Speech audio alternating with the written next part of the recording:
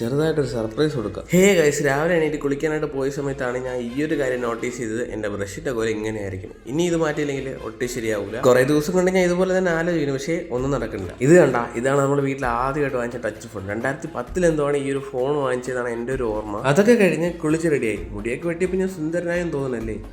അല്ലെങ്കിൽ ഞാൻ ലുക്കൊക്കെ തന്നെ. എന്നിട്ട് നേരെ ഞാൻ കാപ്പി പിടിക്കണ്ടെന്ന്. ഇന്ന് ദോശയല്ല കേട്ടോ, ഉണ്ടയാണ്. ഉണ്ട. കാപ്പി പിടിച്ച് കഴിഞ്ഞപ്പോഴത്തേക്ക് വെള്ളത്തിലിട്ട് കൂത്ത് ബദാം കൊണ്ടുവന്ന് പിന്നെ അതും കഴിച്ചിട്ട് ഓഫീസിൽ പോകാനായിട്ട് ഇറങ്ങി. അങ്ങനെ ഓഫീസിലെത്തിയപ്പോഴത്തേക്ക് ഇതിനു മുമ്പ് ഒരിടത്തും കണ്ടില്ലാത്തൊരു നോട്ട് എടുത്ത് നോക്കിയപ്പോഴത്തേക്ക് ബംഗ്ലാദേശിൽ ഒരു 10 രൂപയാണ്. എന്നിട്ട് നേരെ ഓഫീസിൽ കയറി കുറച്ച് വർക്കൊക്കെ ഉണ്ടായിരുന്നു. ആ ഒരു വർക്കൊക്കെ ഫിനിഷ് ചെയ്തപ്പോഴത്തേക്ക് കഴിക്കാനുള്ള ടൈമായി. അങ്ങനെ കഴിക്കാൻ പോയി. കഴിച്ചു കഴിഞ്ഞ് ബാലൻസ് ഉണ്ടായിരുന്ന വർക്കും ഫിനിഷ് ചെയ്തിട്ട് നേരെ വീട്ടിലെത്തിയപ്പോഴത്തേക്ക് ഇവിടെ ഒരു പൊതി ഇരിപ്പുണ്ടായിരുന്നു. ആ ഒരു പൊതി തുറന്ന് നോക്കിയപ്പോഴത്തേക്ക് അതിൽ വാഴയ്ക്കപ്പം. പിന്നെ ആ ഒരു വാഴയ്ക്കപ്പം കഴിച്ചുകൊണ്ടിരുന്നപ്പോഴത്തേക്കാണ് ഞാൻ ഒരു കാര്യം റിയലൈസ് ചെയ്തത്. ഞാൻ ഇതുവരെ ബ്രഷ് വാങ്ങിച്ചില്ല. അങ്ങനെ ബ്രഷ് വാങ്ങാനായിട്ട് പോയി ബ്രഷും വാങ്ങിച്ച് അവിടെ നിന്ന് ഇറങ്ങി ഒരു കേക്ക് കടയിൽ പോയിട്ട് ഒരു കേക്ക് ഓർഡർ ചെയ്തതാ. ഈ ഒരു കേക്ക് നമ്മൾ ഓർഡർ കൊടുത്തത് കേട്ടോ. അങ്ങനെ അതിന് വേണ്ട കാര്യങ്ങളൊക്കെ എഴുതിയിട്ട് അവിടെ നിന്ന് ഇറങ്ങി വീട്ടിലെത്തി. ഇന്ന് എൻ്റെ അനിയത്തിൻ്റെ അളിയൻ്റെ വെഡിങ് ആനിവേഴ്സറിയാണ്. അവർക്ക് സർപ്രൈസ് കൊടുക്കാനായിട്ടാണ് ഈ ഒരു കേക്ക് വാങ്ങിച്ചത്. അങ്ങനെ കേക്ക് അവരുടെ കയ്യിൽ കൊടുത്ത് അവർ സർപ്രൈസ് ആയില്ലെന്ന് നിങ്ങൾ കണ്ടിട്ട് പറ. അങ്ങനെ ഒരു ഫസ്റ്റ് വെഡിങ് ആനിവേഴ്സറിയുടെ കേക്ക് കട്ട് ചെയ്ത് അതിനുശേഷം ഞാൻ കുറച്ച് കേക്ക് കഴിച്ച്. അപ്പോൾ ഇന്നത്തെ വിശേഷം ഇത്രയേ ഉള്ളൂ. ഇനി നാളെ കാണാം.